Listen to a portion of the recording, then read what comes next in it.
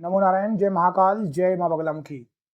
सभी मेरे दर्शकों का बहुत बहुत स्वागत है। मैं आशा करता हूँ आप सभी लोग स्वस्थ होंगे, आपकी आध्यात्मिक उन्नति आगे बढ़ रही होगी।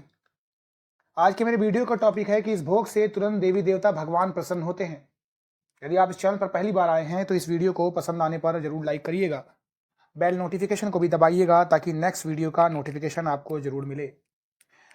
हमारे भगवान को भोग अर्पित करना हिंदू धर्म में एक महत्वपूर्ण धार्मिक अनुष्ठान है जो भक्त की श्रद्धा, समर्पण और आस्था का प्रतीक है। यह न केवल एक धार्मिक कर्तव्य है बल्कि यह भक्त के आत्मिक उन्नति, मानसिक शांति का भी मार्ग है। शास्त्रों में इसे एक दिव्य अनुष्ठान के रूप में प्रस्तुत किया जाता है जिसके माध्यम से भक्त देवताओं की कृपा प्राप्त करते हैं।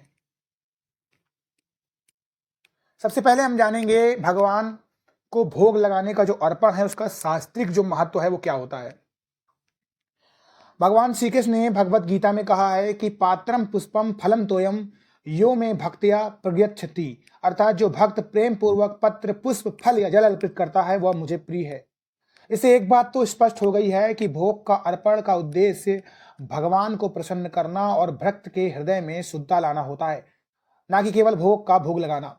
शास्त्रों में भोग अर्पण की प्रक्रिया को एक दिव्य अनुष्ठान के रूप में प्रस्तुत किया गया है जिसके माध्यम से भक्त देवताओं की कृपा प्राप्त करता है।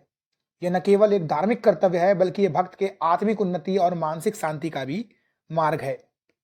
अब हम जानेंगे भोग अर्पण के लाभ क्या क्या होते हैं। देखिए, सबसे पहले तो आध्यात्मिक उन्नति मिलती है, यानी भोग अर्पण से भक्त के मन में जो अहंकार होता है वो नष्ट हो जाता है, विनम्रता का विकास होता है और आत्मिक शुद्धता की दिशा में एक कदम होता है। प्रसाद का वितरण समाज में भाईचारे और एकता की भावना को बढ़ावा देता है।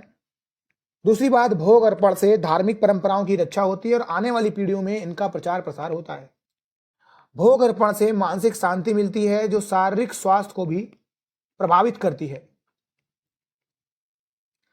अब हम जानेंगे भोग अर्पण के नियम क्या। देखिए, भोग में हमेशा सात्विक और शुद्ध सामग्री का प्रयोग होता है। बासी या अशुद्ध भोजन से आपको हमेशा बचना चाहिए। भोग को हमेशा पीतल, चांदी या मिट्टी के पात्र में अर्पित करना चाहिए। जमीन पर या प्लास्टिक के पात्र में भोग अर्पित करना वर्जित है। भोग अर्पित करने के बाद मंदिर में पर्दा करना आवश्यक है। यह धार्मिक परंपरा का हिस्सा है और इससे पूजा की शुद्धता बनी रहती है।